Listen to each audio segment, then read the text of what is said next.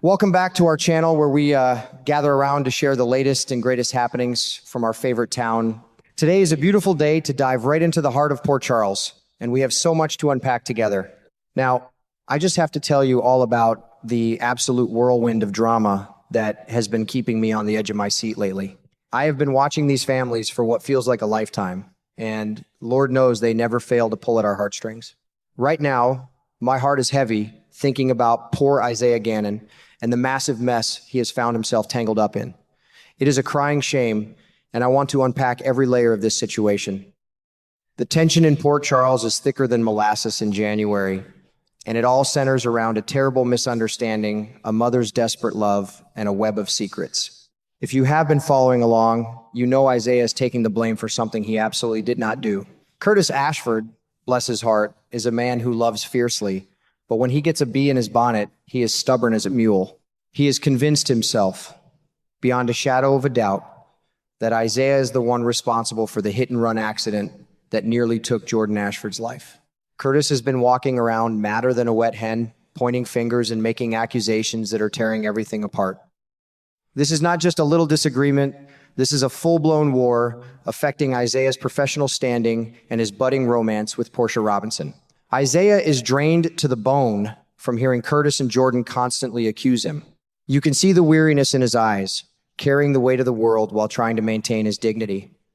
Let us rewind a bit and talk about that awful showdown a few weeks ago out on the Metro Court patio.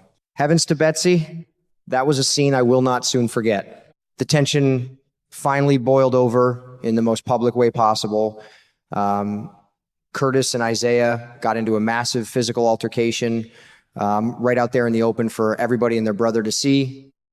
Isaiah, perhaps letting his frustration get the better of him, provoked Curtis with some sharp words. Well, Curtis did not hold back.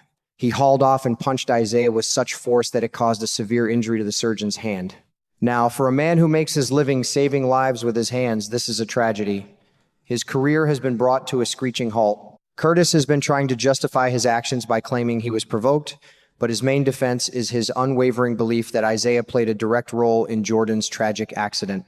Curtis looks at the situation and sees red, firmly believing that Isaiah cowardly fled the scene when Jordan was fighting for her life. The truth is that the accident was horrific, and Jordan very easily could have lost her life that night on the cold pavement. Both she and the actual driver needed immediate emergency help, not someone who would just speed off into the dark. It sends shivers down my spine thinking about how close we came to losing Jordan. Thank the good Lord above that, Valentine Cassadine swooped in and saved the day. Even though we, as the viewers sitting in the comfort of our living rooms, know the absolute truth that Isaiah was not the driver, Curtis remains completely blind to the facts. His absolute certainty that Isaiah is the guilty party has turned into an obsession, driving a wedge into every relationship around him. Ironically, Isaiah has an ironclad alibi for that fateful night, but his hands are tied. He cannot breathe a word of it to anyone, no matter how much it cost him personally. It is a tough pill to swallow, watching a good man suffer in silence when just a few words could clear his name. But Isaiah is a man of deep principle, and he is bound by a promise that he refuses to break under any circumstances. So where was Isaiah on the night of Jordan's accident? Well, this is where the story takes a turn that just breaks a mother's heart. While Jordan was fighting for her life, Isaiah was miles away, making a secret house call to Lulu Spencer. Lulu was in the middle of a living nightmare, frantic and terrified for her sweet boy, Rocco Falconeri. Our young Rocco had found himself in a terribly dark situation. He had just shot and killed the WSB director, Ross Cullum. Can you even imagine the sheer panic coursing through Lulu's veins? Her child was involved in something deadly. Rocco had sustained a severe gunshot wound to his own hand, and the wound had become terribly infected. The boy was in immense pain and desperately needing help. Lulu knew that if she took Rocco to General Hospital, there would be questions she could not answer. The authorities would be called, reports would be filed, and her son's life would be ruined. Driven by that fierce, protective mother bear instinct, she reached out to the one person she knew she could trust, Isaiah. Because Isaiah is a loyal friend to Lucky Spencer, he extended that loyalty to Lulu. He did not hesitate for a single second. He packed his medical bag, went straight to Lulu's home, and treated Rocco with the utmost care and discretion. He cleaned the infected wound, administered the necessary antibiotics, and kept the entire terrifying ordeal completely off the books. He stepped into the gap when that family needed a miracle the most. During that secret medical visit, Isaiah made a solemn vow to Lulu. He promised her that he would never reveal where he was or what he had done that night.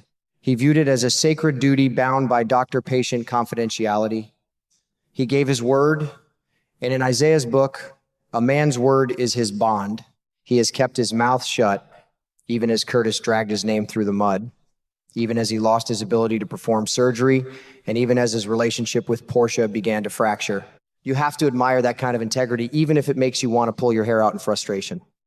He is taking the hits, literally and figuratively, to protect a young boy and a desperate mother who had nowhere else to turn in her darkest hour. But as the old saying goes, time heals all wounds, and the tides in Port Charles are finally starting to turn. The intense heat surrounding the shooting of Ross Cullum has slowly begun to dissipate. The WSB seems to have lost interest and moved on. They even released Jason Morgan from their custody, signaling that the immediate danger has passed. The dark cloud that was hanging over Lulu and Rocco has finally started to lift, giving them a chance to breathe again.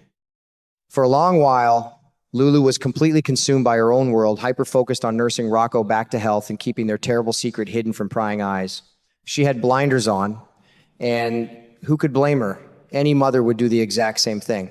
Now that Rocco is safe and the WSB threat has faded, Lulu is finally seeing the devastation left in the wake of her secret.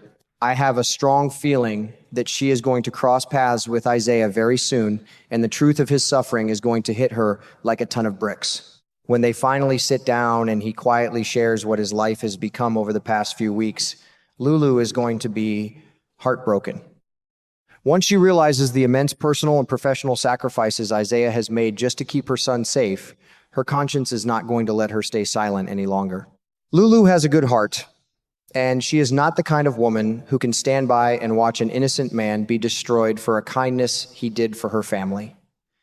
I can picture the moment Lulu decides to clear Isaiah's name. She might bravely march right into a courtroom, place her hand on a Bible, and formally testify that Isaiah was at her home the entire night, providing him with the indisputable alibi he so desperately needs. Or, knowing Lulu, she might choose a more personal route. She might walk right up to Curtis and Jordan, look them dead in the eye, and lay the whole truth out on the table.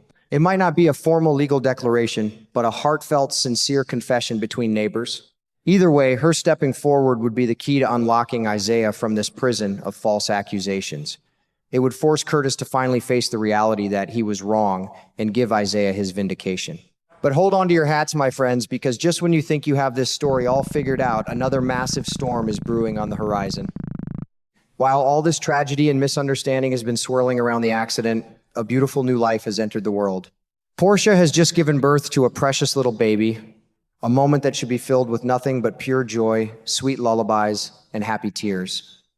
Instead, a dark shadow has fallen. Curtis, whose mind has already been poisoned by anger and mistrust toward Isaiah, is now grappling with a fresh, devastating paranoia. He is quietly harboring the agonizing suspicion that he might not be the father of Portia's newborn child. He is looking at the timing and his imagination is running wild. Lord have mercy. The sheer emotional toll this new suspicion is taking on everyone is almost too much to bear. Curtis is walking around carrying this heavy, unspoken fear in his heart, wondering if the man he already hates is also the man who fathered his current wife's baby. It is a heartbreaking mess. Portia is supposed to be resting and bonding with her new infant, but instead, she is caught in the crossfire of Curtis's deep-seated insecurities. The poor woman is recovering from childbirth, yet she can undoubtedly feel the cold distance coming from her husband. The joy of new motherhood is being completely overshadowed by a toxic cloud of doubt and jealousy that threatens to tear their marriage apart at the seams. It is just devastating to witness. If Curtis voices these suspicions, it will blow their family out of the water. To accuse Isaiah not only of a cowardly hit and run, but also of stepping into his marriage is an insult that cannot easily be forgiven or forgotten. Even if Lulu comes forward tomorrow and clears Isaiah's name regarding the accident, the damage from this paternity suspicion might be permanent. It is one thing to be wrong about a car crash, but to question the parentage of a newborn baby is a bell that you simply cannot unring. My heart aches for Portia, who deserves so much better than to have her happiest moment tainted by such ugly fears. And I ache for Isaiah, who just cannot seem to catch a break in this town, no matter how honorably he behaves.